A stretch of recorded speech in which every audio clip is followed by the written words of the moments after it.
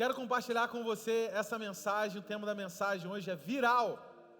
Existe algo no ar que pode te impulsionar. Existe algo no ar que pode te impulsionar. Estamos em dias dessa comoção exacerbada em torno de um vírus. Isso não é novidade para a gente, porque Jesus já falou que nos últimos dias a gente ouvia falar de pragas, de doenças, calamidades, questões que iam cobrir, varrer o mundo inteiro. Isso não é exclusividade do nosso tempo. Em toda a história nós temos tido surtos de doenças, cólera, AIDS, H1N1, diversos tipos de grupos de doenças. Não é surpresa para nós que grandes homens de Deus, nem em seu devido tempo, precisaram lidar com essas questões. E nós estamos lidando com elas, e cada um reage de uma maneira, certo? Eu quero te contar uma história de um homem chamado John D. Lake.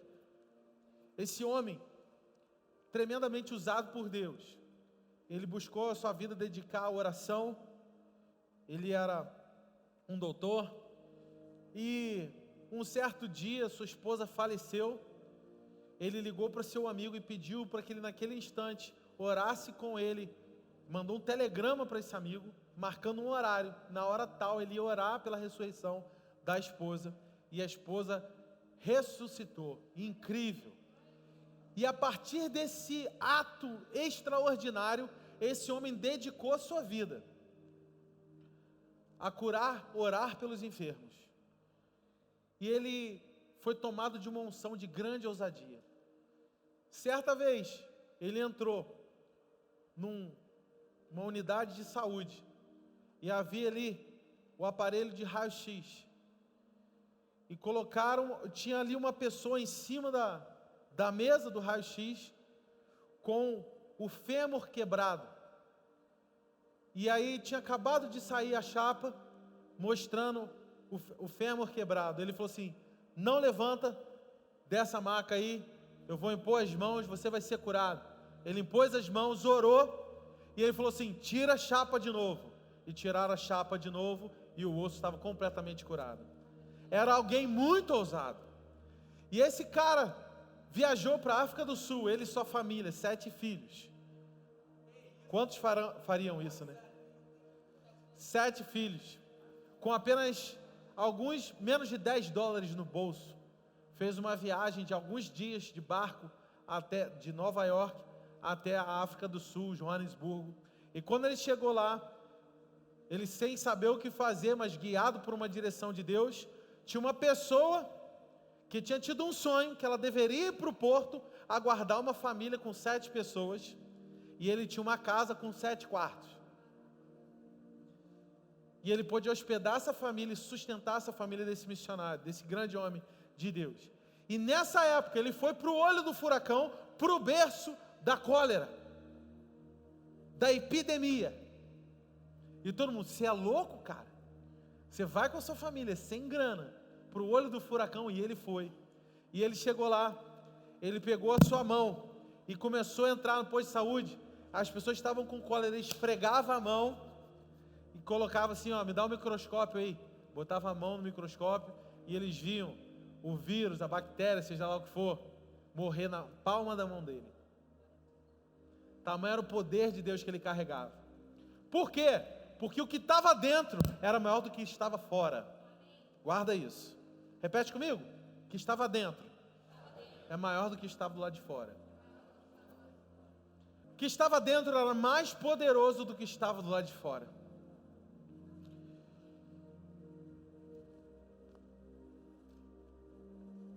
Essas notícias têm corrido por todo mundo, sobre vírus, sobre uma condição.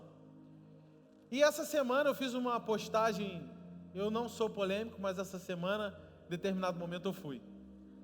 E eu falei assim: gente, me ajuda a entender, Vê se você acompanha o meu raciocínio, tá? Nós temos, no mundo hoje, 650 mil casos de morte com gripe, segundo dados da Organização Mundial de Saúde.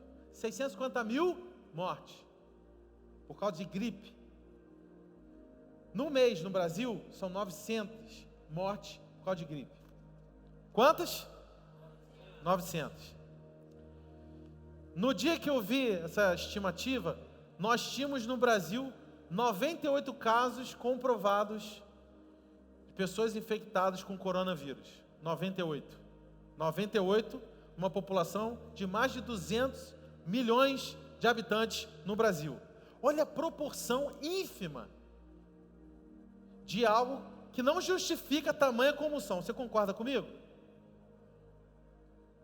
98 casos, sendo que gripe, que não mobiliza nada, que não gera nenhum tipo de comoção, tem muito mais morte no Brasil do que esse vírus, que tem 98 comparando com 900. Não faz sentido. Eu falei, gente, por que o governo está emitindo decretos para paralisar toda a sociedade? Eu não entendi. Eu falei, o que está acontecendo, meu Deus? Será que eu estou ficando maluco? Não estou entendendo? E aí eu fui nos sites buscar as estatísticas, entrei em agências de notícias relevantes, sóbrias, sérias, e eu constatei esses dados e fundamentou esse meu pensamento, e eu falei, eu não estou entendendo. E assim que eu postei isso nos stories, no Instagram, uma pessoa veio e me explicou o que estava acontecendo. Falou, a questão não é o vírus, realmente, ele não é de grande gravidade. Não é algo a que se preocupar sendo infectado com coronavírus do tamanho que as pessoas estão se preocupando. A grande questão é a repercussão que isso tem na rede de saúde. Aí eu falei assim, agora faz sentido. Então as pessoas, movidas pelo medo, podem trazer um colapso para a rede de saúde, porque ao menor espirro, elas já ficam preocupadas, ai meu Deus, estou infectada, e vai à unidade de saúde, e então pessoas que estão com questões de sarampo e várias outras doenças, e várias outras urgências, cardíacas, etc., acabam não podendo ser atendidas, porque tem muitos casos de pessoas com suspeitas, e acabam ocupando os leitos, que serão destinados para uma realidade que já é alta, né? Uma demanda que já é alta. Faz sentido? Então, o que o governo faz? O governo faz assim, cara, vamos decretar férias escolares, porque a gente minimiza e dilui esse risco infeccioso de ser um surto de uma vez só e paralisar e ter um colapso na rede de saúde pública, e a gente pode tornar isso mais gradual se a gente suspender grandes aglomerações. Aí eu falei, então faz sentido essa medida. Então essa medida, eu quero que você entenda, não é por causa de um vírus, é por causa do medo. Estão entendendo? Aí eu falei assim, é o medo que é o vírus. Fala para a pessoa que está do seu lado, o vírus é o medo.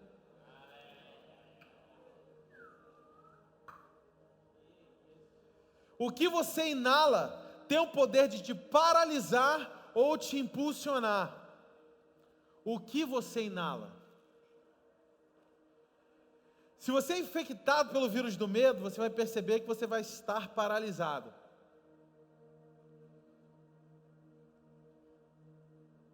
O medo foi instalado em você pelo seu Criador para te alertar, não para te paralisar. Então, quando você tem medo de alguma coisa, você está perto de uma pirambeira, de repente você sente aquele frio, aquele medo físico, sabe? Aquele frio na barriga. Já aconteceu com você? Já esteve num lugar alto, você olhou aquele frio na barriga? Isso está em você para te alertar, se liga, presta atenção, que você está correndo um risco. Mas não é para te paralisar, é para te alertar. E o que acontece é que muitos de nós damos voz ao medo. Somos guiados pelo medo e não somos guiados pelo amor, impulsionados pelo amor. Eu quero compartilhar com você uma história.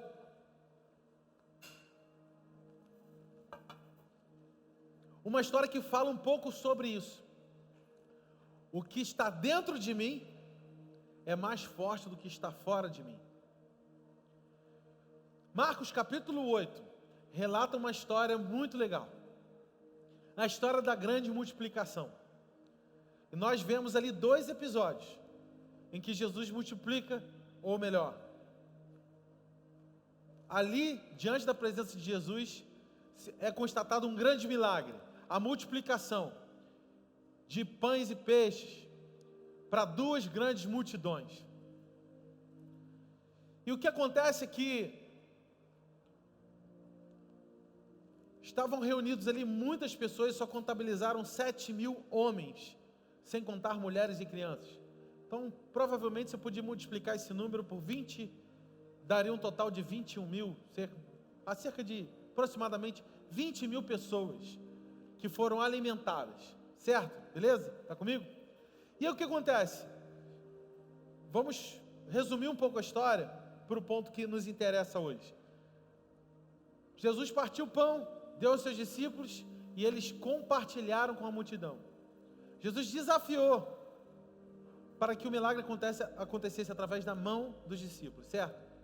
Agora você vai se lembrar que existia uma multidão no deserto que também estava com fome no Egito, saindo do Egito, indo para a terra prometida. No meio do deserto eles tiveram fome e eles clamaram a Moisés, e Moisés mandou vir um pão do céu, certo? Para alimentar aquela multidão, que era o maná. Então desceu um pão do céu para alimentar aquela multidão. Aí eu te pergunto, por que Jesus não fez nada cair do céu para aquela multidão que estava ali ouvindo acerca do Sermão do Monte, as bem-aventuranças? Por quê? Se ele estava operando grandes sinais entre o povo, por que ele simplesmente não chegou? Pão para todo mundo. Por que ele não fez isso? Porque o pão do céu já tinha descido, já estava diante deles. Nada precisava descer do céu.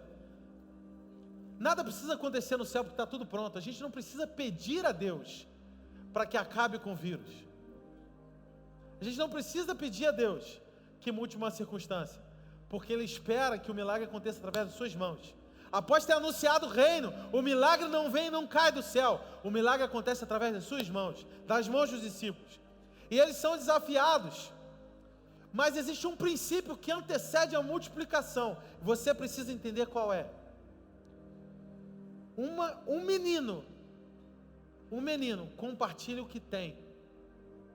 E Jesus usa esse pouco e faz dele muito. Eu quero que você pense uma coisa: quem distribuiu foram os discípulos, mas quem doou foi um menino, certo? O menino doou 2 peixes e 5 pães, e o que ele doou não era suficiente nem para os próprios discípulos. Muitas vezes o que nós temos para oferecer não é suficiente para a gente, não é suficiente para quem está ao nosso entorno, não é suficiente para mudar a realidade nenhuma. Mas o seu pouco nas mãos de quem tem fé pode ser transformado em muito. E aí o que acontece? Acontece esse milagre, os discípulos se dirigem ao barco, e quando eles entram no barco, você vai se lembrar que quantos cestos cheios sobraram após a multiplicação? Começou com 2 peixes e 5 pães, e eles alimentaram a multidão e sobrou 12 cestos cheios, certo? Isso significa que tinha um cesto cheio para cada discípulo, você concorda? Beleza. Então o que existiu após a multiplicação, após a manifestação do sobrenatural, era suficiente, mais do que suficiente, era abundante para cada discípulo. Vem comigo, acompanhe meu raciocínio. Eles terminaram esse episódio, eles viveram algo extraordinário. Eles viram a manifestação do sobrenatural através de suas próprias mãos. Eles olharam diante dos seus olhos algo incrível acontecer, algo extraordinário. E isso não só nutre a nossa alma. Eu não sei se você já viu um milagre diante dos seus olhos, mas eu quero te incentivar a você orar pelos enfermos, para você ver isso diante dos seus olhos. É incrível. E você fica muito eufórico quando você vê a manifestação do sobrenatural. Você fica empolgado. A primeira vez que eu vi a manifestação do sobrenatural, eu não consegui dormir. Eu chorei a noite inteira. Eu tinha visto pela primeira vez 200 pessoas sendo curadas diante dos meus olhos. Eu vi o paralítico andar, o cego enxergar, o surdo ouvir, tudo numa noite só. E eu passei a noite chorando, deitado na cama, tremendo, extasiado. Falei, meu Deus, que incrível isso. Imagine os discípulos com essa sensação. E não só isso, mas eles estavam feitos, cara. Eles estavam com um cesto para cada um. Beleza, aí Jesus fala, vamos embora, vamos entrar no barco. E eles entram no barco, e aí, um vira para o outro, cadê o pão? Cadê os cestos? Ué, não foi você que ia trazer? Não. Eles começaram a discutir. Presta atenção, eles começaram a o quê? Discutir. Uma rivalidade entre eles. Rolou uma disputa de quem está errado. Pô, mas era você, sua responsabilidade de trazer o cesto? Não era sua, pô, era cada um trazia o seu. Mas o fato é, ninguém trouxe. E tudo que eles tinham era um pedaço de pão. Fala comigo, um pedaço de pão. E aí eu vou ler aqui o restante da história para você. Marcos 8, versículo 15 a 21 diz o seguinte: advertiu Jesus, estejam atentos e tenham cuidado com o fermento dos fariseus e com o fermento de Herodes. E eles ainda discutiam entre si dizendo, está vendo? Ele está brigando com a gente porque não temos pão. Percebendo a discussão, Jesus lhes perguntou, por que vocês estão discutindo sobre não terem pão? Ainda não compreendem nem percebem? Seus corações estão endurecidos. Vocês têm olhos, mas não veem, têm ouvidos, mas não ouvem. Não se lembram? Quando eu parti os 5 pães para 5.000 pessoas, quantos cestos cheios de pedaços vocês escolheram? 12, responderam eles. E quando eu parti os 7 pães para 4.000, quantos cestos cheios vocês recolheram? Eles responderam, 7. E ele lhes disse, e vocês ainda não entendem?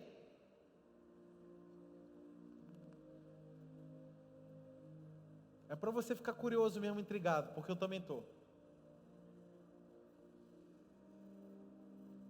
Eu meditando nesse texto, cara, me chamou algo a atenção que eu nunca tinha percebido antes. Qual é o problema desse texto? Se você fosse encontrar um problema nesse texto aqui, qual é o olho do furacão? Qual é o principal problema? Qual é o problema nessa história? O coração deles estava endurecido. Esse é o problema da questão. O coração deles estava endurecido. Sabe por quê? Porque quando um menino compartilhou o que tinha, houve uma grande multiplicação. Quando um menino ofertou aquilo a Jesus, houve uma grande multiplicação. E ao invés de eles ofertarem, quem oferta... Deixa eu fazer uma pausa aqui. Vamos lá.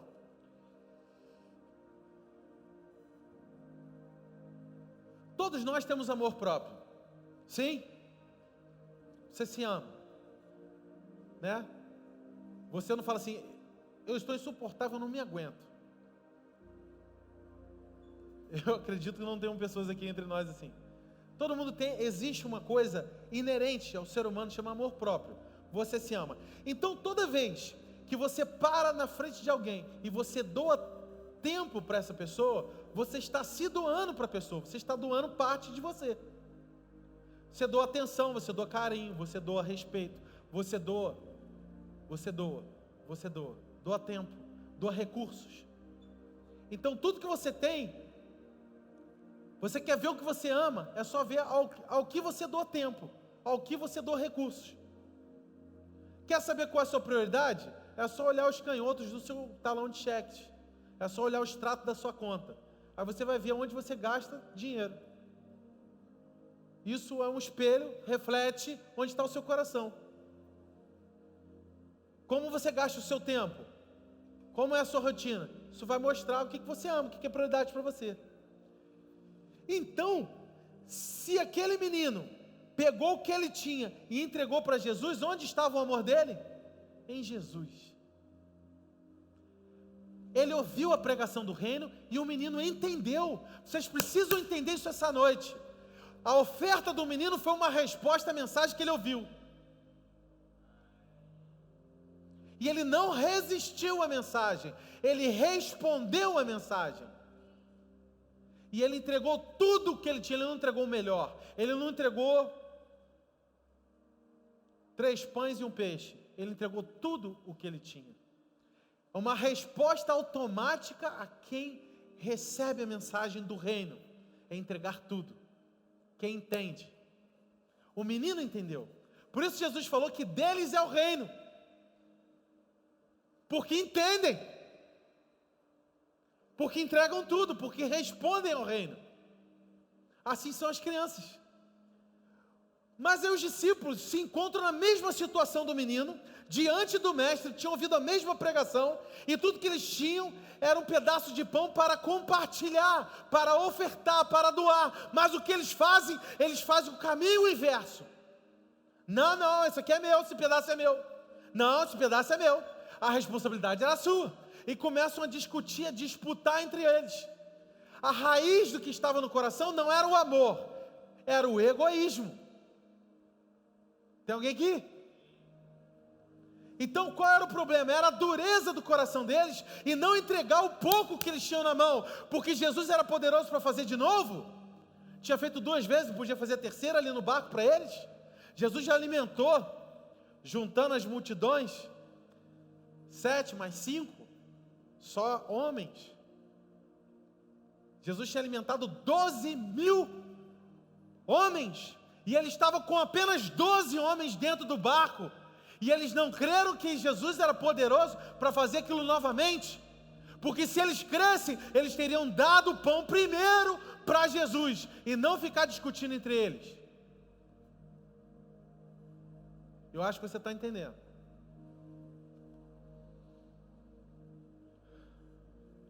Sabe, muitas vezes Deus permite que os milagres aconteçam nas nossas mãos, para que a gente possa vencer a incredulidade que há dentro do nosso coração. Deus permite que o milagre aconteça diante de nós, para que a gente possa viver o milagre dentro de nós. Deus te usa na vida do outro, para que você possa crer no seu coração, que Ele é poderoso para fazer em você, o que Ele faz através de você. Então, para e pensa, nada era por acaso, o tempo todo os discípulos estavam numa escola, o tempo todo eles estavam sendo desafiados. Então Jesus, quando os desafia a servir a multidão com algo que não pertence a eles, estava treinando o coração deles para saber o que fazer com o que pertencia a eles, um pedaço de pão. Pensa um pouco. Pensa um pouco.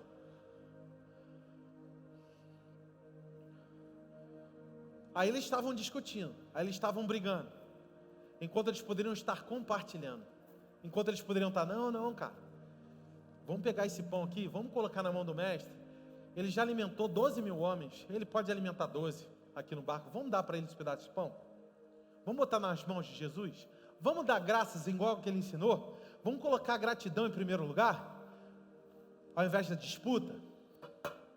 Eles não fizeram isso. E aí Jesus entrou no barco.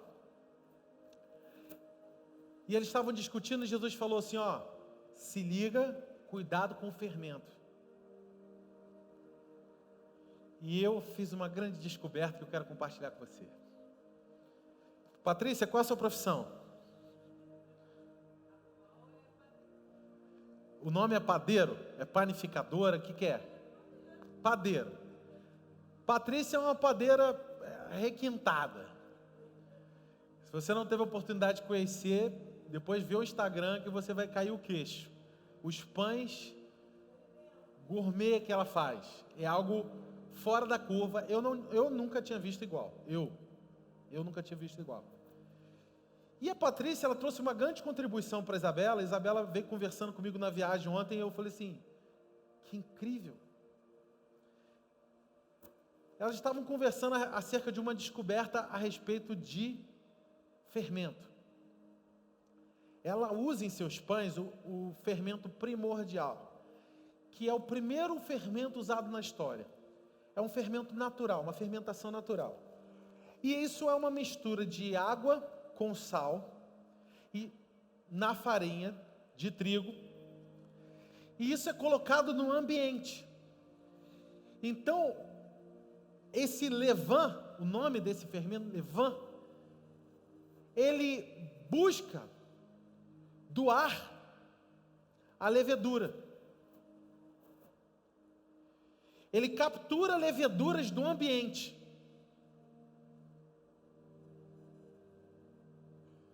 Então, o processo de morte que acontece, o levedo, a levedura, ela vai fazendo esse processo de morte ali. E ela vai interagindo com a farinha. E desse modo, durante 18 minutos, eles fabricam o chamado pão ázimo ou pão asmos, conhecido como matzo ou matzah. Em Êxodo 12, 24, nós vemos a instrução de Deus que na Páscoa, presta atenção, na Páscoa, eles deveriam comer o pão sem o fermento. E em Levítico, capítulo 2, versículo 11, diz o seguinte: nenhuma oferta de manjares que fizeres ao Senhor se fará com fermento, porque de nenhum fermento e de nenhum mel queimareis por oferta ao Senhor. Por quê? Por quê? Porque o princípio do fermento é pegar o que está externo e colocar dentro. O fermento na cultura judaica era um representante do princípio da corrupção. A raiz da palavra vem da palavra levedura ou fermento. A raiz da palavra vem da mesma palavra para corrupção. Então o levedo, ele corrompe a natureza do trigo. Vocês ouviram? Então é o que o ambiente corrompe no interior. Aí Jesus, no meio daquela discussão, ele vira para os discípulos e fala: aí, acautelai-vos do fermento dos fariseus e o fermento de Herodes. E assim que Jesus termina a multiplicação, que ele está indo para esse barco conversar com os discípulos que estavam discutindo, no meio do caminho ele é interrompido pelos fariseus. E deixa eu fazer um parênteses aqui. Duas seitas judaicas, fariseus e saduceus. Os saduceus eram céticos, eles não acreditavam no sobrenatural. Já os fariseus, eles eram sedentos pelo sobrenatural. Eles estavam loucos atrás de sinais. Eles queriam ver o extraordinário. E aí eles chegaram para Jesus, depois daquela multiplicação: dá-nos um sinal para a gente ver se você é o Filho de Deus mesmo. Aí ele: outro sinal? Toda hora vocês querem sinal? Não vou dar sinal nenhum para vocês. E aí em seguida ele entra no barco, vê os discípulos discutindo e fala: cuidado com o fermento dos fariseus. E ele estava falando de Herodes, cuidado com o fermento de Herodes. Ele está falando do que, minha gente? Ele está falando de corrupção.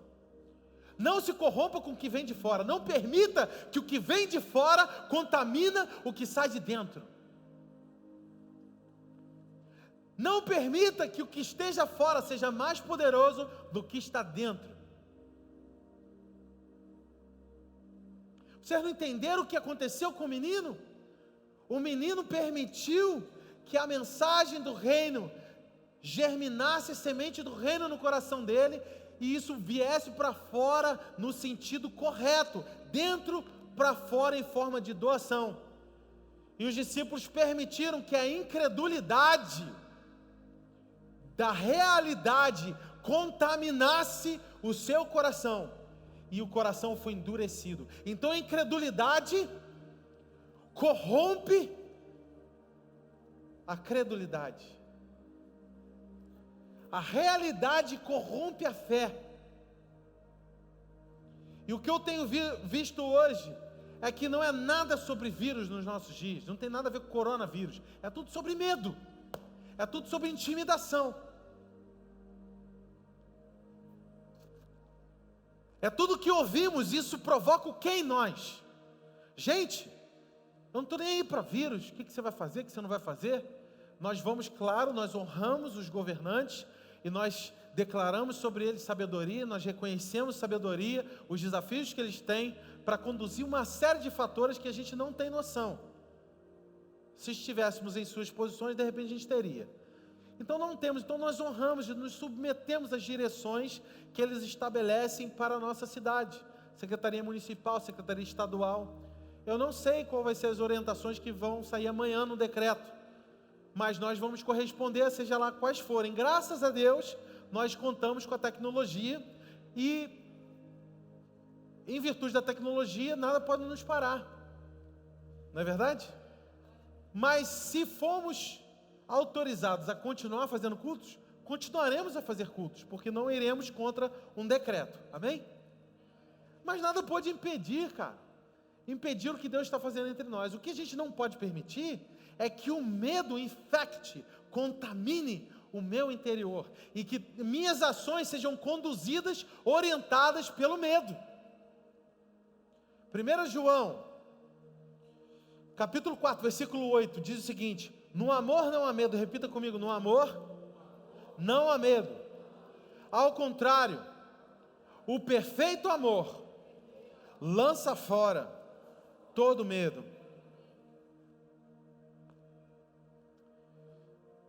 Não tem como essas duas coisas habitarem juntas dentro de você, amor e medo.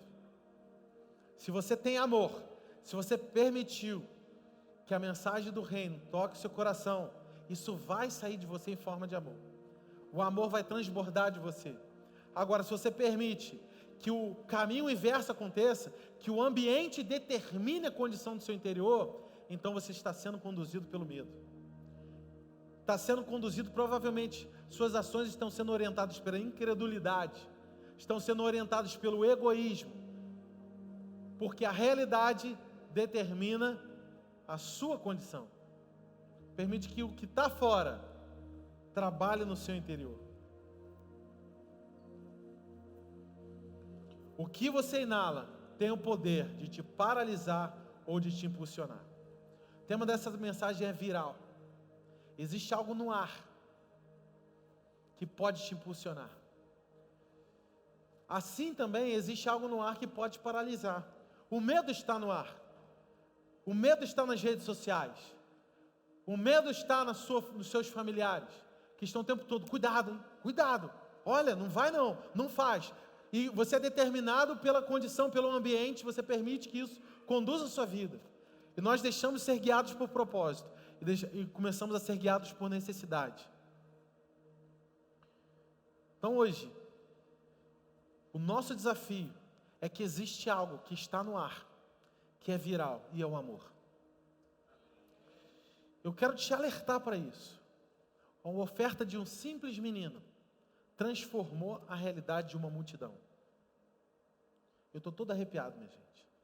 A oferta de um menino puro, inocente, transformou a realidade de uma multidão. Eu quero que o que aconteça dentro de mim transforme a realidade de uma multidão. Eu não quero ser transformado pela multidão. Eu quero que, por menor que seja, o que está dentro de mim transforme uma multidão.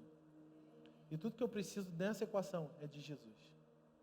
É de olhar para Jesus. É de entregar para Jesus. Entregue teu caminho ao Senhor. Confia nele. E o mais ele fará. Pois aquele que é fiel no pouco será colocado sobre o muito. Não importa o tamanho do que você tem. Importa com o que você faz com o que você tem. Então, alguns movidos pelo medo têm feito grandes coisas. No ano de 1986,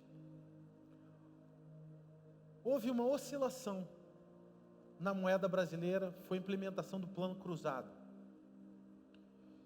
E os pecuaristas, eu acredito que é esse o nome, né? Os donos de gado, os fornecedores que abastecem o mercado interno nacional com carne, esses caras foram inspirados pelo medo, pela insegurança do cenário econômico, e eles decidiram, durante a implantação do Plano Cruzado, segurar o boi no pasto. Só que isso não foi noticiado. O que foi noticiado é a carne vai acabar. E o que aconteceu? Eu era criança, eu tinha 4 anos de idade. Eu lembro do meu pai comprando um freezer. E meu pai indo ao mercado e enchendo esse freezer. Meu pai é filho de açougueiro, carne para ele é prioridade. Meu pai encheu e congelou um monte de carne, porque o Jornal Nacional dizia: a carne vai acabar. E aí começou todo mundo a comprar carne. E o que aconteceu? A carne acabou. Agora, por que as pessoas compraram carne, freezer e estocaram? Movidos pelo quê? Pelo medo. Então, o criador de gado, movido pelo medo, segurou o gado. E aí o noticiário propagou o medo. E as pessoas, movidas pelo medo, compraram tudo que tinha de carne. E o que aconteceu? O que tanto era temido aconteceu. Porque o medo promove o que você não quer. Eu lembro de uma vez também, na minha adolescência, tinha uma cachorra que ficava solta na rua, uma fila grandona. E todo mundo ficava preocupado de passar na frente da casa com aquele portão aberto, com aquela fila, com aquela cara mal encarada, mais mal encarada do que a minha, você imagina. E aí aquela fila, e todo mundo falava: não, ela é tranquila, só não pode ter medo. Eu falei: ah, meu Deus do céu, como é que não tem medo? Como é que faz para segurar meu medo? Não, ela sente o medo. Se você tiver medo perto dela, ela descobre e ela te ataca. E aí eu passava perto dela: não tenho medo, não tenho medo, não tenho medo, não tenho medo. Ela nunca me atacou, graças a Deus. E como que lida com isso, minha gente? Qual é o antídoto para o medo? É o verdadeiro amor, lança fora todo medo. Eu aprendi a fazer carinho na Lisa, na cachorra, na fila. O verdadeiro amor lança fora todo medo. Aí ficamos aqui, ó, íntimo. O verdadeiro amor lança fora todo medo. Faz carinho. Enfrenta. Se aproxima, bota para fora o que você tem dentro, para que está fora não contamine o que está dentro. Faz carinho no fila.